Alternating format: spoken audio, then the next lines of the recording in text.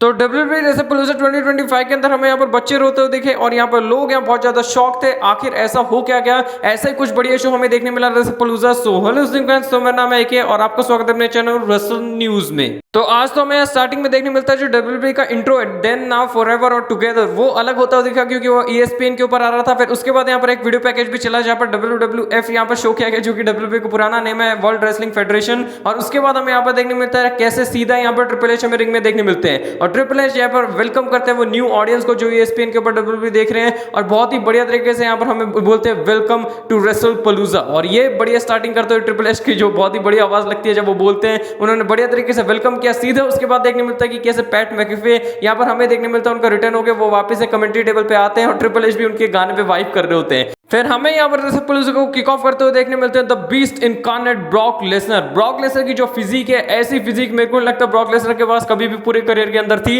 इतना बढ़िया Brock Lesnar लग रहा है, इतना बड़ा विशाल ब्रॉक लेसनर लग रहा है, एकदम सच्ची में बीस्ट वाली फीलिंग दे रहा है। और क्यों WWE कह रही थी कैसे यहाँ पर पुराना बीस्ट ब्रॉक लेसनर वापस आ गया, वो तो आज के रेसलपैल्यूज़ा शो से वैसे भी पता ही चल गया। और उसके बाद हमें यहाँ देखने मिलता है जॉन सीना की एंट्रेंस होती है, यहाँ स्पेशल एंट्रेंस थी, यहाँ बहुत सारे बच्चे थे उनके साथ एंट्रेंस करते हैं। और उसके बाद हमें देखने मिलता है कि कैसे यहाँ सीधा स्टार्ट होता है इंट्रोडक्शन। पहले तो जॉन सीना इंट्रोडक्शन देती है Alisa Taylor, the greatest of all time, the never seen 17, the last real champion John Cena. और उसके बाद जब ब्रॉक लेसनर का इंट्रोडक्शन हो रहा होता है तभी एक ऐसी आवाज आती है जो कि थी पॉल हेमन की। पॉल हेमन ने इंट्रोडक्शन दिया, आज इंट्रोड्यूस किया ब्रॉक लेसनर को, जो कि बहुत ही ज्यादा नॉस्टैल्जिक फील होता है पुराने टाइम जैसे यहाँ पर पॉल हेमन आते हैं और वैसी आवाज में उन्होंने यहाँ पर इंट्रोड्यूस किया यहाँ पर ब्रॉक लेसनर को। पहले तो बोलते हैं ladies and gentleman my name is Paul Heyman, फिर उसका बोलते हैं कि कैसे यहाँ पर गोट स्लेइंग, उसके बाद सीना कॉन्करिंग और लास्ट रियल एस किकर और NCAA champion, UFC champion and WWE champion, the beast incarnate Brock Lesnar. इतनी बढ़िया तरीके से यहाँ पर इंट्रोड्यूस करते पॉल हेमन और सीधा हमें यहाँ पर मैच बहुत ही तेज वाली पेस से स्टार्ट होता है देखने मिलता है। तो ब्रॉक लेसनर यहाँ पहले तो कोने में ले जाके रिंग के यहाँ पर कॉर्नर में ले जाके मार रहे होते हैं, उसके बाद क्लोज लाइन मार रहे होते हैं, इधर उधर फेंक रहे होते हैं, जॉन सीना को खिलौना बना रखा होता है, बहुत ही बुरी तरीके से धो रहे होते हैं, फिर पावर स्लैम मारते हैं, फिर क्लोज लाइन मारते हैं। मतलब इतनी बुरी तरीके से धोया ना जॉन सीना को,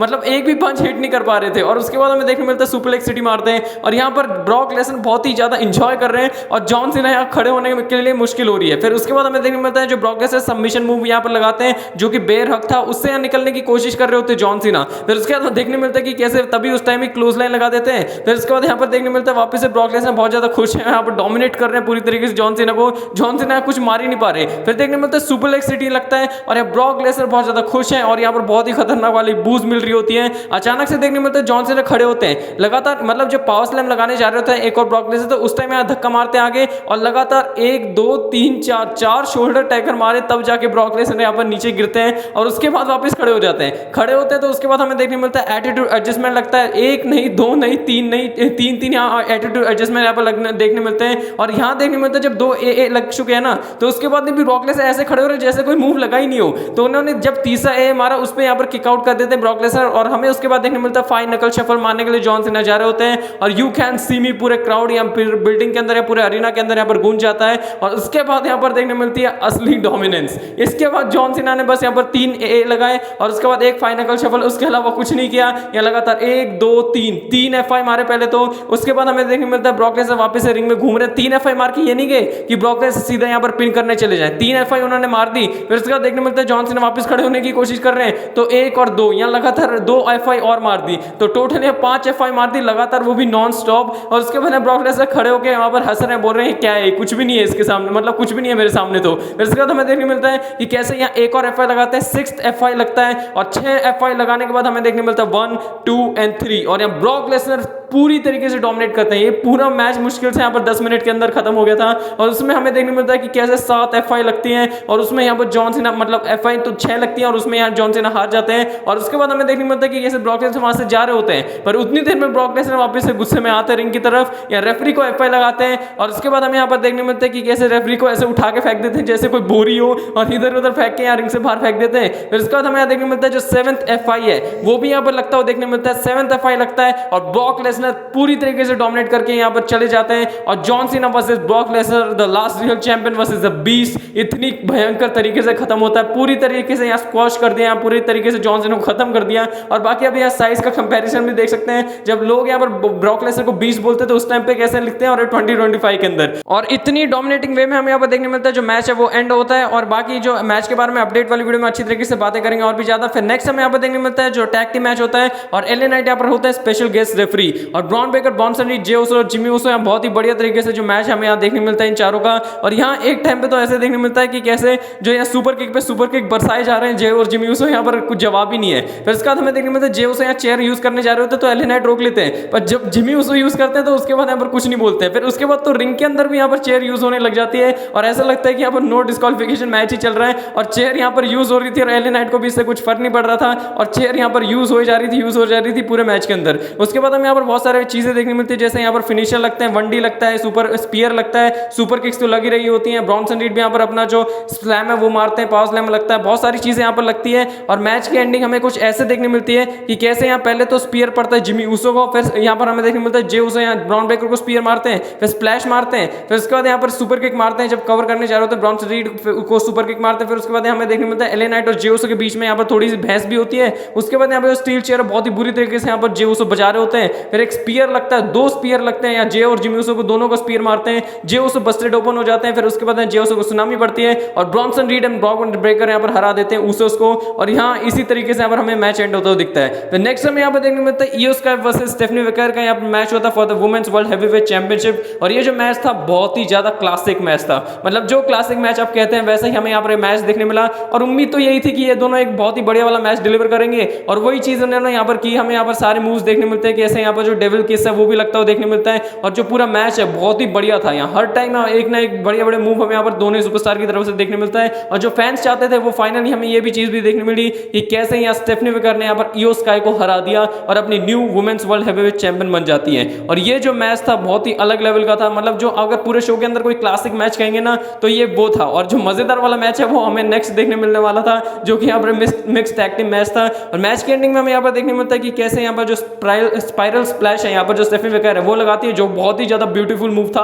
और उसी के साथ यहाँ पर जो चैंपियनशिप है वो यहाँ पर स्टेफनी वेकर जीत जाती है और बहुत ही ज्यादा इमोशनल मूवमेंट होता है। यहाँ स्टेफनी वेकर बहुत ज्यादा इमोशनल होती है, अपने डैड के साथ भी सेलिब्रेट करती है और मैं बहुत ज्यादा खुश हूँ कि कैसे स्टेफनी वेकर अपनी new women's world heavyweight champion बन चुकी है। फिर नेक्स्ट मैच हमें यहाँ पर देखने मिलता है मिक्स टैग टीम मैच, जो कि था Seth Rollins and Becky Lynch versus CM Punk and AJ Lee. Seth Rollins और बेकी लिंच की बहुत ही बढ़िया एंट्रेंस होती है, वहाँ ऊपर से आते हैं फिर नीचे आते हैं और उसके बाद स्टेप्स रखे होते हैं उससे एंट्री करते हैं। और एजे ली और सीएम पंक की भी जो एंट्रेंस है वो भी बहुत बढ़िया होती है, दोनों एजे ली के जैसे चलती है वैसे ही चल के आते हैं। और जो मैच है यहाँ से होता है स्टार्ट। मैच के अंदर बहुत ही बढ़िया बढ़िया यहाँ पर सीक्वेंस थे। यहाँ जो क्लासिक मैच है वो तो ये उसका स्टेफनी वेकर ने दिया, पर मूवमेंट वाला मैच यहाँ पर हमें ये देखने मिलता है। और ये जो मैच था ये भी बहुत ज्यादा बढ़िया था। स्टार्टिंग में देखने मिलता है कैसे एजे ली को यहाँ पर टैग जब मिल जाता है, पर उसके बाद यहाँ बेकी लिंच बाहर भाग जाती है, फिर बार-बार सेथ रॉलिंस को टैग कर रही थी, यहाँ एजे ली को अंदर नहीं आने दे रही थी रिंग के और फैंस वही चाहते थे। फिर जब सेथ रॉलिंस और बेकी लिंच जब किस कर रहे होते तो यहाँ जो सीएम पंक है वो डाइव लगाते हैं और बोलते तू अंदर आ, यहाँ बाहर बकवास मत कर। फिर उसके बाद देखने मिलता है जो बेकी लिंच यहाँ पर मार रही होती है सीएम पंक को, जब यहाँ रेफरी नहीं देख रहे होते हैं तो एजे ली ने भी वही सेम चीज की। और उसके बाद फिर हमें यहाँ देखने मिलता है जो सीएम पंक और सेथ रॉलिंस से अपना जो मैच है वो यहाँ कंटिन्यू कर रहे होते हैं और बीच बीच में हमें देखने मिलता है कि ऐसे एजे ली यहाँ पर बोल रही होती है या सेथ रॉलिंस होता है तो बार बार रेफरी डिस्ट्रैक्ट हो जाता है और बेकी लिंच बार बार पीछे से कभी थप्पड़ मारी है, कभी लात मारी है, कभी कुछ ना कुछ मारे जा रही है। और एक बहुत ही बढ़िया सीक्वेंस तब होता है जब बेकी लिंच है उनको यहाँ पर हवा में उठा के सीएम पंक के ऊपर फेंकने वाली होते हैं,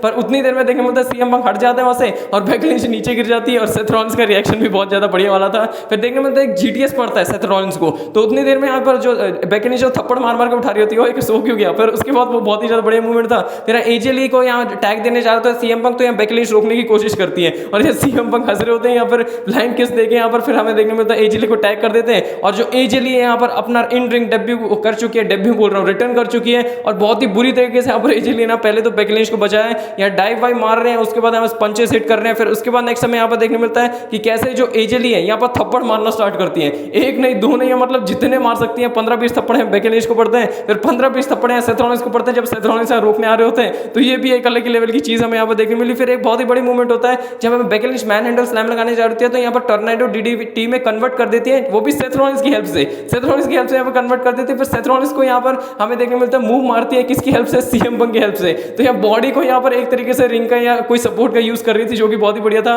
फिर हमें देखने मिलता है कि कैसे रनिंग नहीं मारते हैं। फिर उसके बाद हमें देखने मिलता है जो बुलडॉग है, रनिंग बुलडॉग, वो भी देखने मिलता है और सीएम पंक और एजे ली एक ही मूव कर रहे होते हैं एक साथ। फिर देखने मिलता है कि कैसे ब्लैक विडो सबमिशन लॉक में हमें यहाँ फंसाते हुए दिखते हैं एजे ली बेकी लिंच को, और शार्प शूटर में यहाँ सीएम पंक फंसाते हुए दिखते हैं यहाँ पर सेथ रॉलिंस को। फिर उसके बाद हमें देखने मिलता है कैसे यहाँ पर बेकी लिंच छुड़ा देती है। फिर डबल पेडिग्री यहाँ पर देखने मिलती है। और यहाँ एक बहुत बढ़िया मूवमेंट था जहाँ एजे ली का जो वॉक है वो वैसे ही same to same Seth Rollins कर रहे होते हैं, बार बार मॉक कर रहे होते हैं। पहले सीएम पंक को मॉक कर रहे होते हैं, फिर उसके बाद एजे ली को। फिर स्टॉर्म पड़ता है यहाँ पर, सीएम पंक स्टॉर्म मारते हैं और उसके बाद हमें देखने मिलता है जो बेकी लिंच है या शार्प शूटर में फंसा देती है, शार्प शूटर में यहाँ फंसाने देखने मिलता है। फिर एजे ली भी यहाँ पर फंसा देती है सेथ रॉलिंस को, जो कि और कोई नहीं ब्लैक विडो वाले सबमिशन मूव में था। फिर सीएम पंक ने बहुत इनफ हो गया, जब थप्पड़ और मार रही थी बेकी लिंच तो शार्प शूटर में ही फंसा लिया बेकी लिंच को, जो कि बहुत ही अलग ही मूव हमें यहाँ देखने मिल रहा है कि कैसे एक दूसरे को पर हमला किया जा रहा है। फिर इसका देखने मिलता है कि कैसे जो एजे ली है वो स्टॉर्म मारती है सेथ रॉलिंस को, उन्हीं का मूव, और उसके बाद बेकी लिंच पीछे जाके मैन हैंडल स्लैम लगा देती है। तो ये जो चल रहा था ना भाई, मतलब एक टाइम भी आप यहाँ पर ऐसा नहीं होगा जब आप एंटरटेन नहीं होंगे। मैच एक नंबर का बढ़िया था।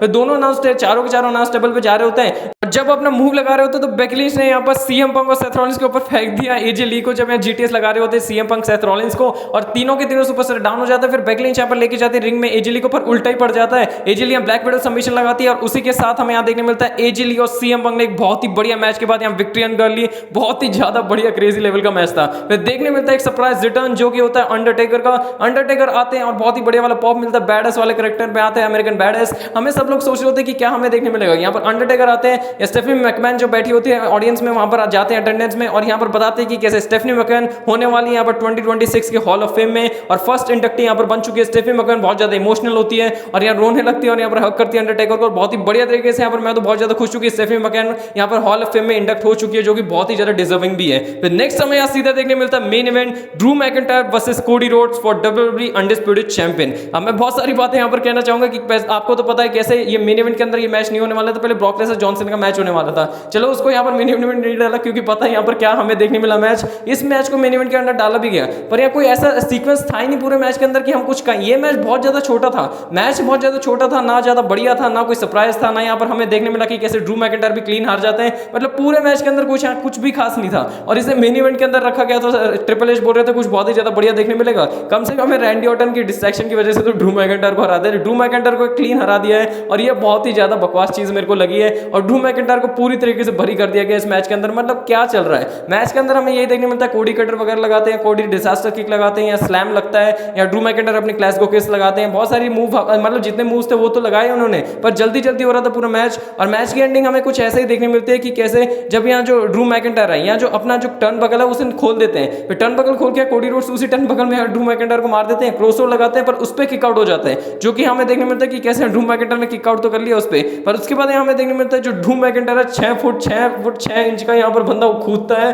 डायल लगाता है, जो कि बहुत ही बढ़िया चीज हमें यहाँ देखने मिलती है। और क्लेमोर लगता है, क्रॉसओवर लगता है, और उस पर भी किक आउट होता है। नेक्स्ट हमें यहाँ देखने मिलता है मेन चीज यहाँ होती है कि कैसे Drew McIntyre same to same वैसे कोडी रोड्स को खत्म करने वाले थे क्लेमोर के साथ। रेफरी रोकते हैं, पर उसमें क्या होता है, दिक्कत ये हो जाती है, बात थोड़ी देर तक रोकते हैं, उतनी देर में यहाँ कोडी रोड्स ठीक हो जाते हैं। फिर उनकी पैर में यहाँ पर लग जाती है, पैर में लगने के बाद क्लेमोर लगाने जा रहे होते हैं जब ड्रू मैकिंटायर है कोडी रोड्स को, तो उनके पैर में दिक्कत आ जाती है। फिर बहुत ही यहाँ पर सुपर कोडी कटर लगता है, क्रॉसओवर लगता है 1 2 और 3, और हाँ यही मैच था। एक सीक्वेंस बस ये था कि कैसे यहाँ ड्रू मैकिंटायर ने पिन कर लिया था, 1 2 और 3 हो जाता, पर रेफरी उधर नहीं था, पर रेफरी अलग ही अपना पंथी कर रहा था रिंग साइड की तरफ। तो हमें ये सारे सीक्वेंस देखने मिले, पर फिर भी कुछ भी देखने मिला। भले यहाँ ड्रू मैकिंटायर जीत सकते थे, यहाँ पर ऐसे सीक्वेंस दिखा दिए, पर ये तो दिखा देते कि कैसे यहाँ जो ड्रू मैकिंटायर वो क्लीन नहीं आ रही। ये मेरी बहुत ज्यादा बड़ी डिसअपॉइंटमेंट थी। यहाँ पता था कोडी रोड्स वैसे भी जीतने वाले, पर फिर क्यों आपने ऐसा किया कि ड्रू मैकिंटायर को क्लीन हरा दिया। बाकी जैसे पुलिस ओवरऑल बहुत ही ज्यादा बढ़िया इवेंट था, बहुत ही बढ़िया हमें देखने मिला, मैंने अच्छी तरीके से एक्सप्लेन कर दिया है। आप बताएं आपको जो शो है वो कैसा लगा।